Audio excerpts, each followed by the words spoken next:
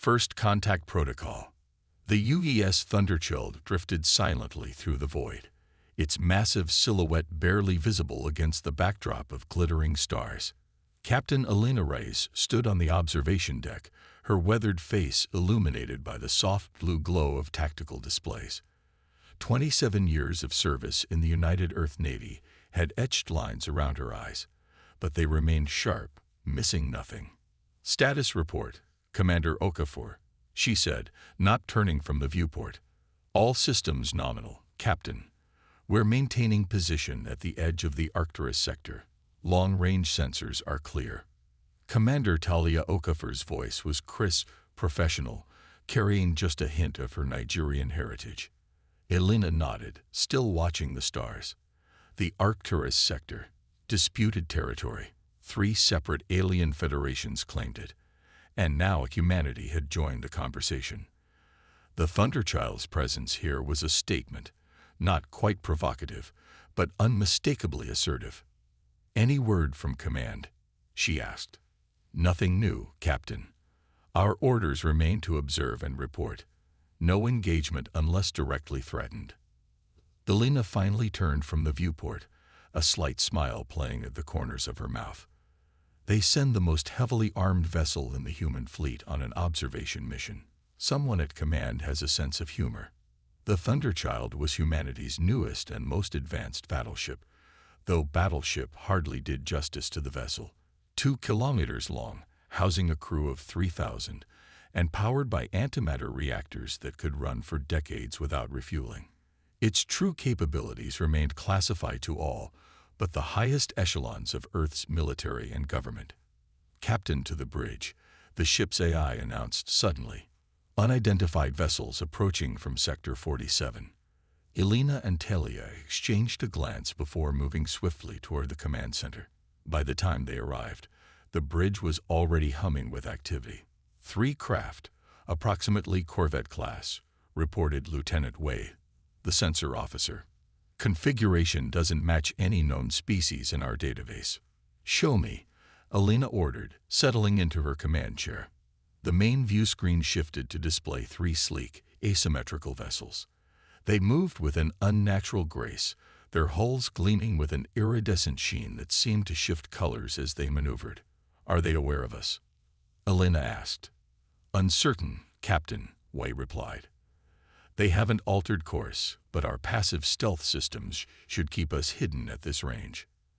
Elena drummed her fingers on the armrest. "Tactical assessment, Lieutenant Santos." The weapons officer studied his console. "If hostile, they pose minimal threat individually. However, their formation suggests coordinated movement capabilities beyond what we've seen from other species." "Scouts," Elena murmured. "They're scouting for something larger." "Captain," Wei interrupted, "long-range sensors are detecting gravitational anomalies. Multiple large masses dropping out of FTL at the edge of the sector." The bridge fell silent as the sensor data resolved on the main view screen. What had been 3 small corvettes was now joined by a massive fleet. Hundreds of vessels of varying sizes, all bearing the same strange, flowing architecture. "Threat assessment." Elena's voice remained steady. "Significant, Captain," Santos replied grimly.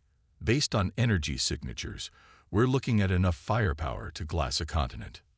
Elena absorbed this information, her mind racing through scenarios, protocols, consequences, communications. Are they broadcasting? "No standard hailing frequencies," Captain, replied Communications Officer Park. "Wait, detecting unusual quantum band transmissions. It appears to be a communication method we've never encountered. Can we interpret it? The AI is attempting to establish translation parameters, but it will take time." Elena made her decision. "We've been spotted. No point maintaining stealth. Power up all systems except weapons. Keep those on standby but ready. Broadcast First Contact Protocol greetings on all standard frequencies." "Captain," Talia cautioned. "Command's orders were to observe only." "That was before an alien armada appeared on our doorstep, Commander. I'm invoking Captain's discretion under Section 7 of the UEN Charter." Elena straightened in her chair. Besides, we're still observing. Just more. Overtly. The Thunderchild's systems came fully online, its massive energy signature now impossible to miss. The alien fleet's reaction was immediate. The smaller vessels scattered into defensive formations while the larger ships reoriented toward the human battleship. "They're scanning us, Captain," Wei reported. "Multiple sensor types, some we've never encountered before." "Let them look," Elena replied calmly. "Officer Park, any response to our hails?" "Nothing yet, Captain." "Wait. Incoming transmission. It's unusual." The main view screen flickered, then displayed a bizarre image, a creature unlike any humanity had encountered before. Its body appeared fluid, almost liquid, with multiple appendages that seemed to form and dissolve at will. Glowing organs pulsed beneath a translucent exoskeleton. "Greetings," Elena said, maintaining her composure despite her surprise. "I am Captain Elena Reyes of the United Earth vessel Thunderchild. We come in peace and wish to establish diplomatic relations." The creature's body pulsed with different colors, and a mechanical voice translated through the ship's speakers. "Human vessel. Your presence is unexpected. This sector belongs to the Meridian Concordance. Depart immediately." Elena's expression remained neutral. "We were unaware this sector had been claimed. The United Earth government recognizes multiple disputed claims to this region. We propose a diplomatic discussion to address these territorial concerns." The alien's colors shifted again. "Diplomacy is unnecessary. Your species is young, inexperienced. You do not understand galactic protocols. This warning is a courtesy.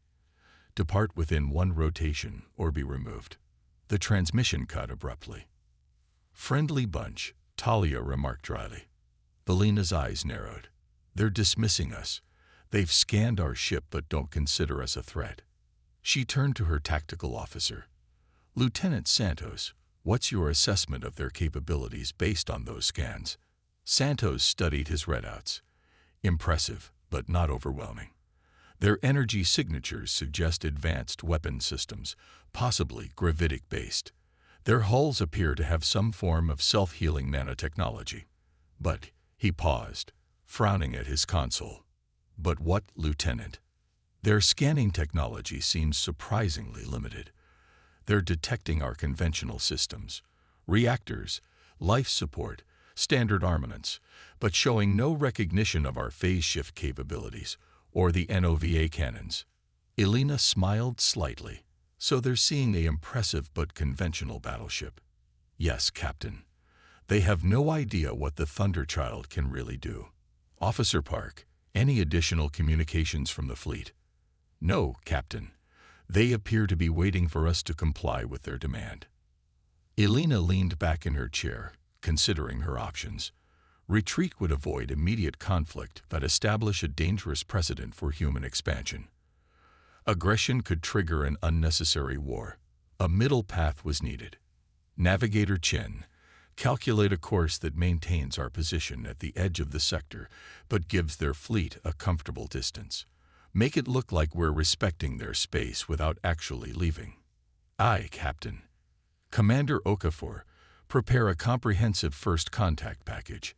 Include our territorial claims documentation, scientific data on the sector's resources, and proposed guidelines for shared access."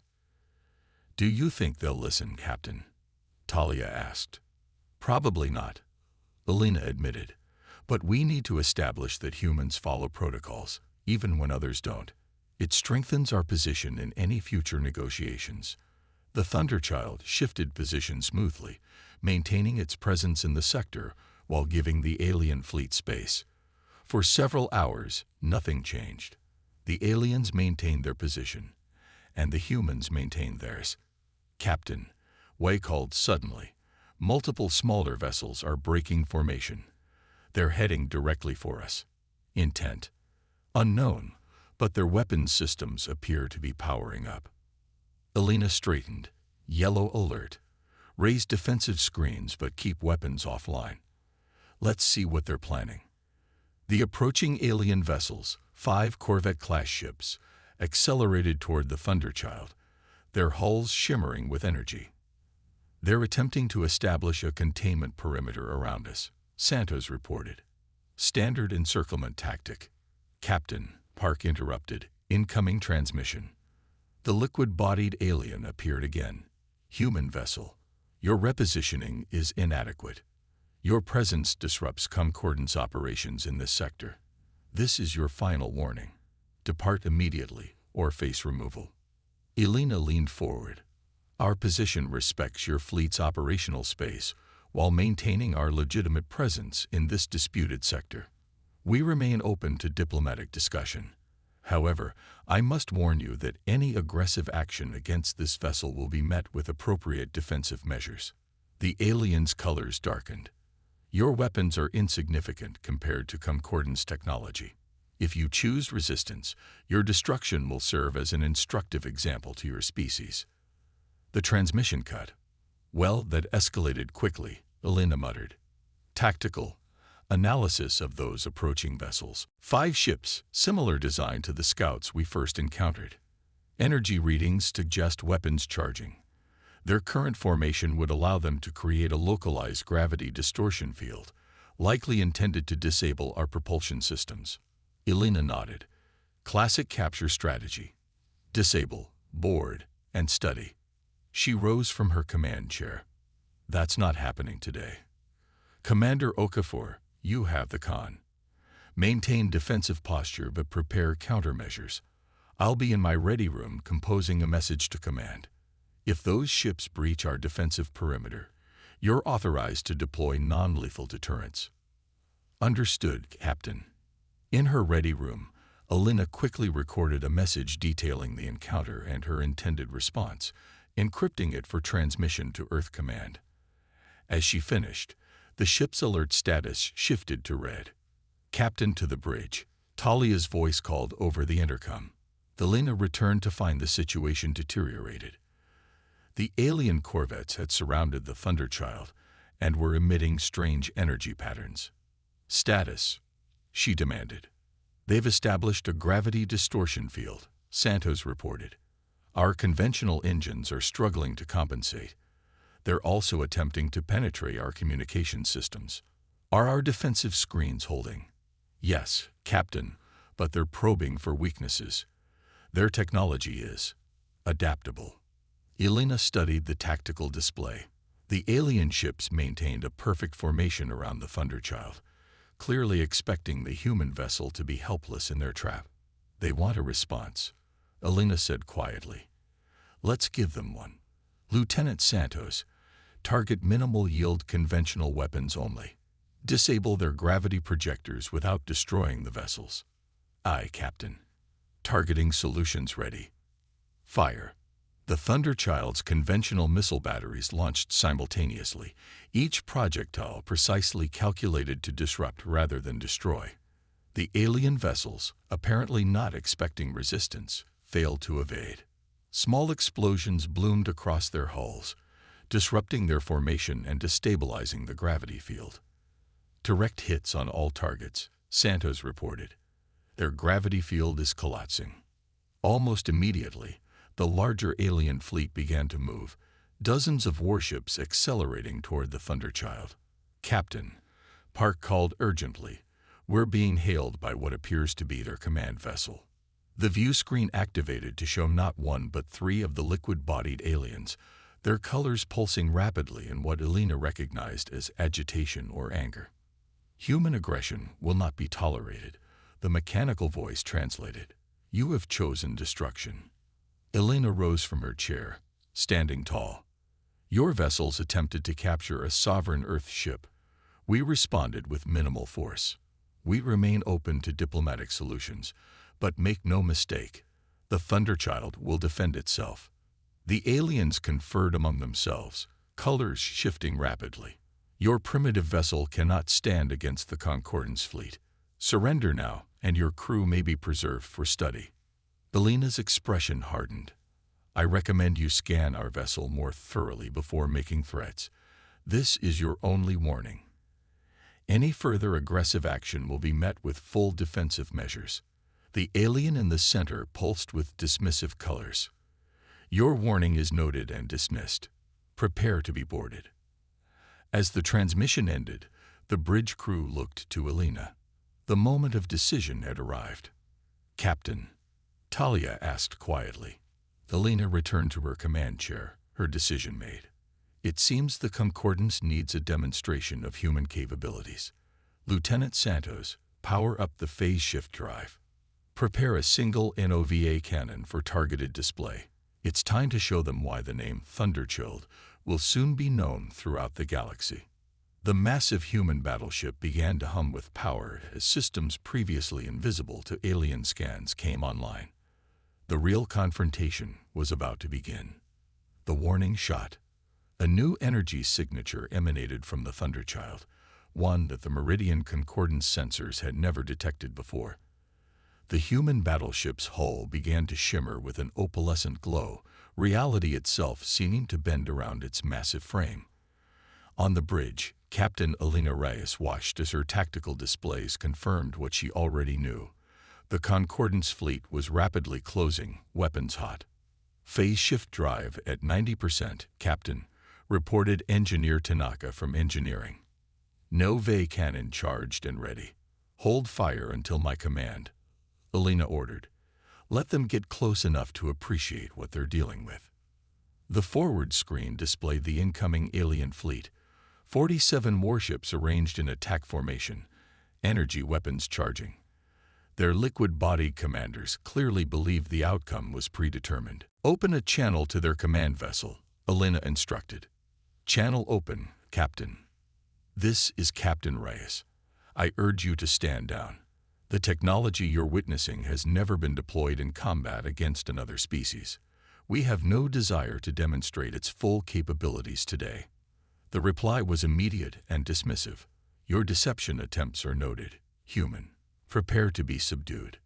Elena sighed and closed the channel. Some lessons have to be learned the hard way. Commander Okafor, log my authorization for limited phase shift defensive operations pursuant to First Contact Protocol Addendum 7B. Logged, Captain. For the record, I concur with your assessment. Thank you, Commander. Elena addressed the bridge. All hands, prepare for phase shift. Lieutenant Santos, on my mark, execute a Class 3 displacement to coordinates Delta 9. Aye, Captain. Coordinates locked. The alien ships began firing, energy weapons lancing toward the Thunderchild. Elena waited until the last possible moment. Mark. There was no dramatic flash, no visible distortion. The energy beams from the alien weapons simply passed through empty space where the Thunderchild had been a millisecond before. 2,000 kilometers away, the massive human battleship reappeared instantly, now positioned behind the alien fleet. On the Concordance vessels, sensors blared in confusion. Their target had vanished, then reappeared in a position that should have been impossible to reach without faster-than-light travel. Before they could reorient, Elena pressed her advantage. Lieutenant Santos, target the empty space 1 kilometer ahead of their command vessel. 20% power on the NOVA cannon, minimal yield. Targeting solution acquired, Captain. NOVA cannon at 20%. Fire. From the Thunderchild's prow, a pencil-thin beam of blue-white energy lanced out, striking seemingly empty space. For a brief moment, nothing happened. Then, a miniature sun bloomed into existence. The targeted area of space collapsed in on itself before exploding outward in a perfectly controlled fusion reaction. The shockwave rocked the alien vessels, but caused no significant damage. Exactly as Elena had calculated. Open a channel to all Concordance vessels, Elena ordered. When the communication activated, she didn't wait for the aliens to speak first. That was 20% power, deliberately targeted to avoid your vessels. The NOVA cannon creates temporary artificial stars by collapsing spacetime into a fusion reaction. At full power, it can destroy a small moon. Her voice remained calm, professional. Additionally, as you've witnessed, The Thunderchild can phase shift to any coordinates within this star system instantaneously. Your weapons cannot target what isn't there. The bridge of the Concordance command ship appeared on screen, showing the liquid-bodied aliens in what appeared to be a state of agitation, their colors fluctuating rapidly. "This technology is impossible," came the translated response. "No species at your development stage could possess such capabilities." "A common misconception about humanity," Elena replied. "We advance quickly when motivated. The Thunderchild represents less than half of our technological capabilities. There are 12 more vessels like this currently in production." This was a calculated exaggeration. The Thunderchild was, in fact, one of only 3 prototypes, and the others weren't yet operational. But the aliens didn't need to know that. "The Concordance will discuss this development," the alien commander stated, colors now pulsing more slowly. "Maintain your position." The transmission cut, and Elena exchanged glances with Commander Okafor. "They're reassessing," Talia observed. "As they should be," Elena replied. "Lieutenant Wei, what are their vessels doing?" "Holding position, Captain. Energy signatures suggest they're powering down weapon systems." "Wait, I'm detecting unusual quantum communications throughout their fleet. Massive data exchange." "They're updating their understanding of human capabilities," Elena said. "Good.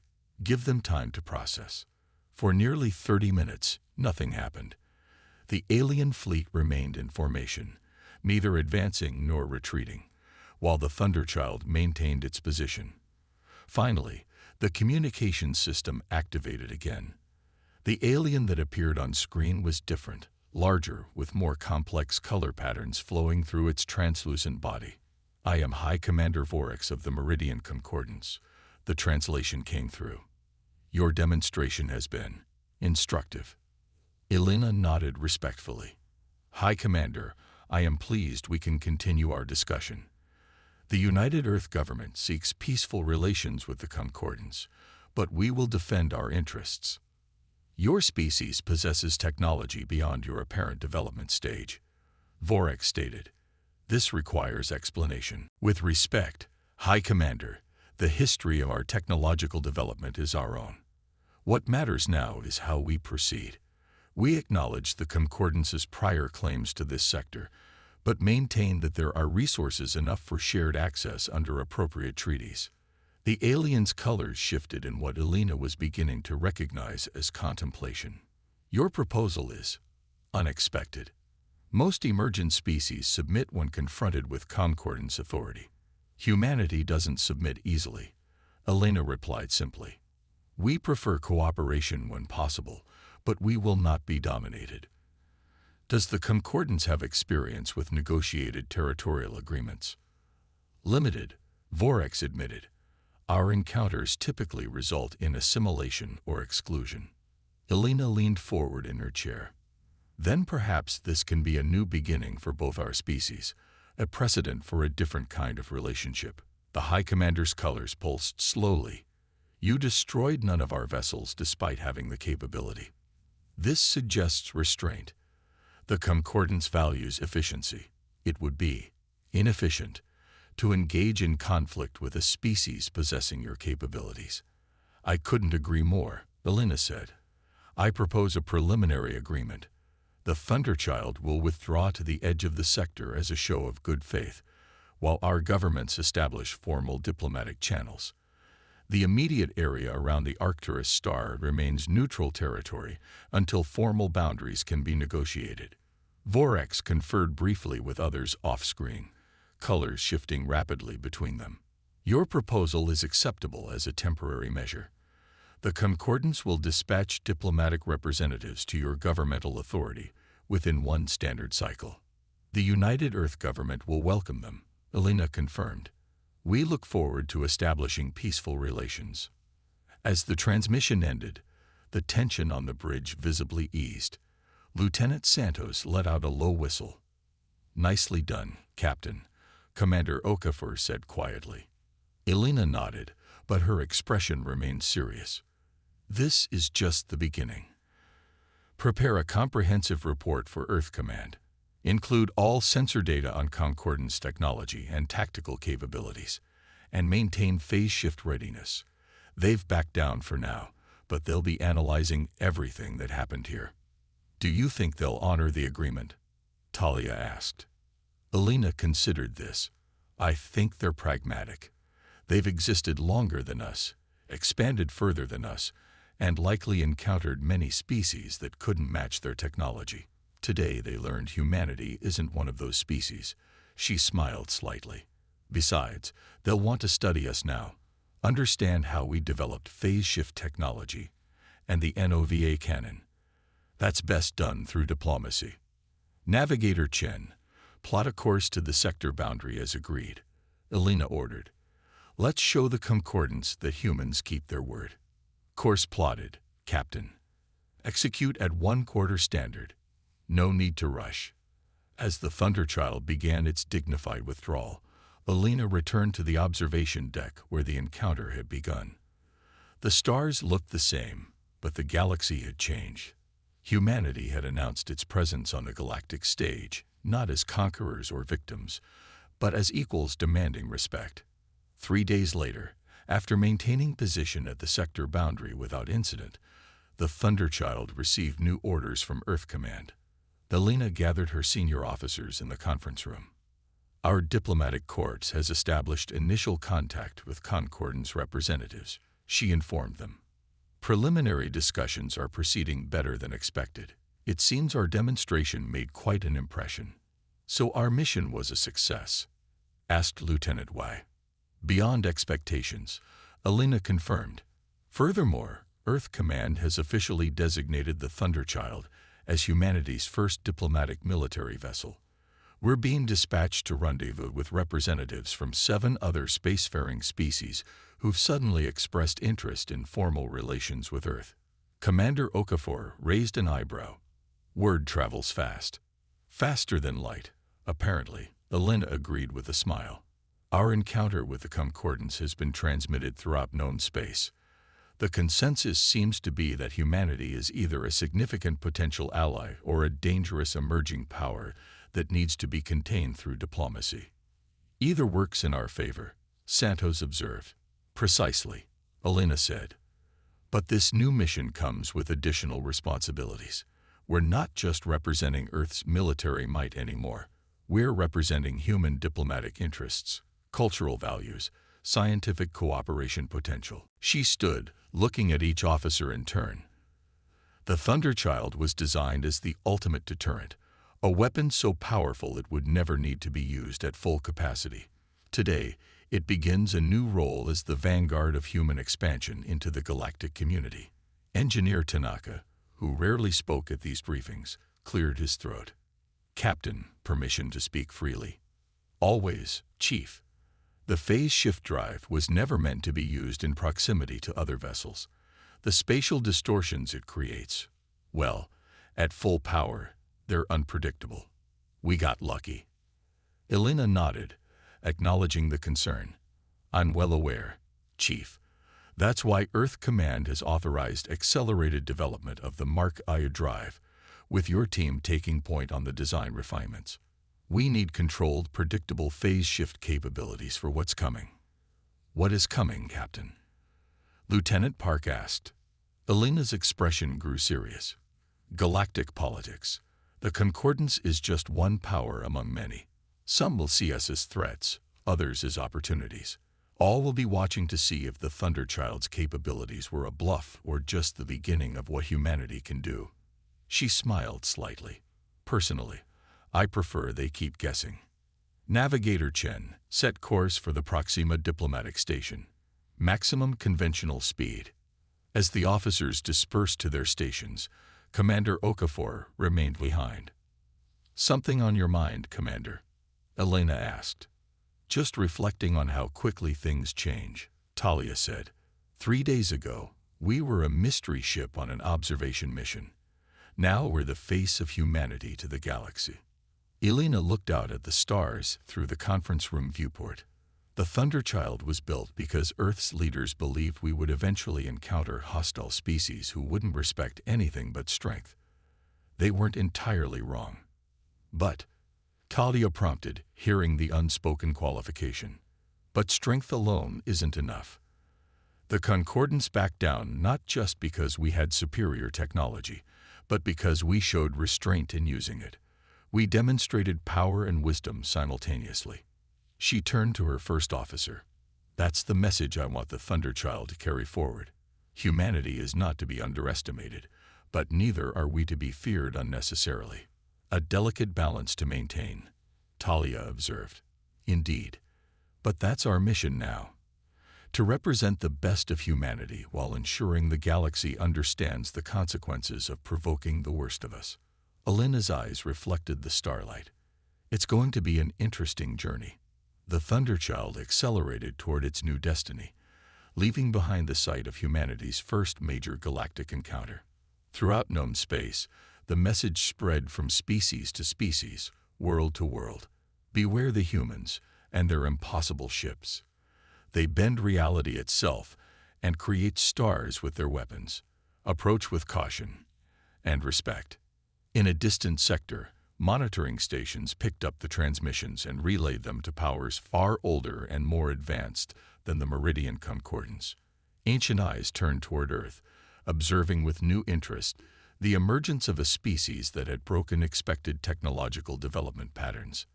The warning had been issued, and it had been heard far beyond its intended recipients. Humanity had arrived on the galactic stage, and the performance was just beginning.